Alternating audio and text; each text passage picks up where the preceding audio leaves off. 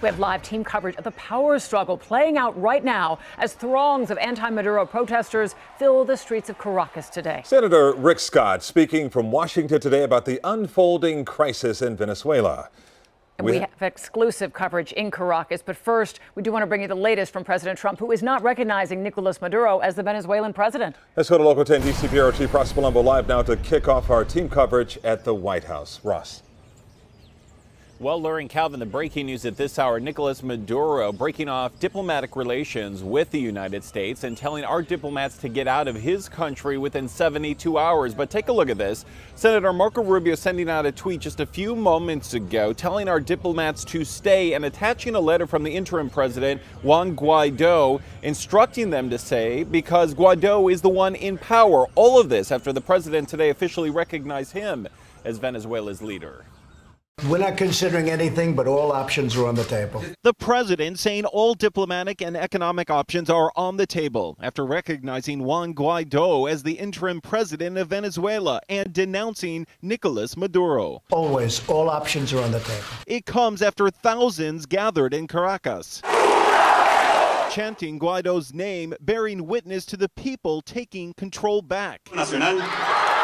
As the former National Assembly president swore himself in as their leader.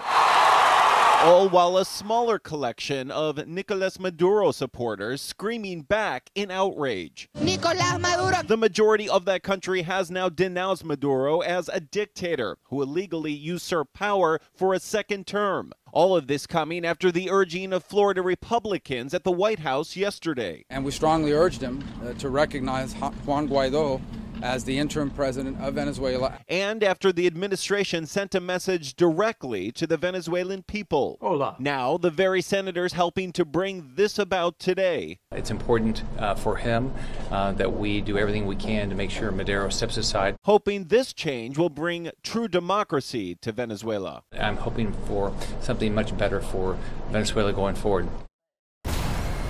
Again, at this hour, Nicolas Maduro ordering our diplomats out of the country within 72 hours. The new interim president, Juan Guaido, telling them to stay.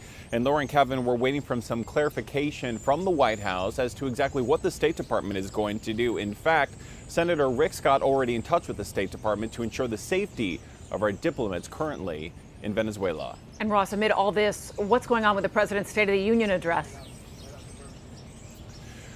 Well, Lori, as we last reported, the president sent a memo to Nancy Pelosi basically saying he intends to come. Earlier today, Nancy Pelosi sending back another letter saying that she will not vote to allow the president to hold that State of the Union address in the House chamber. And here, just a little while ago at the White House, the president saying essentially Nancy Pelosi has canceled the State of the Union. The House Speaker and the president in a tug of war. Ross Palumbo live for us. Ross, thanks a lot.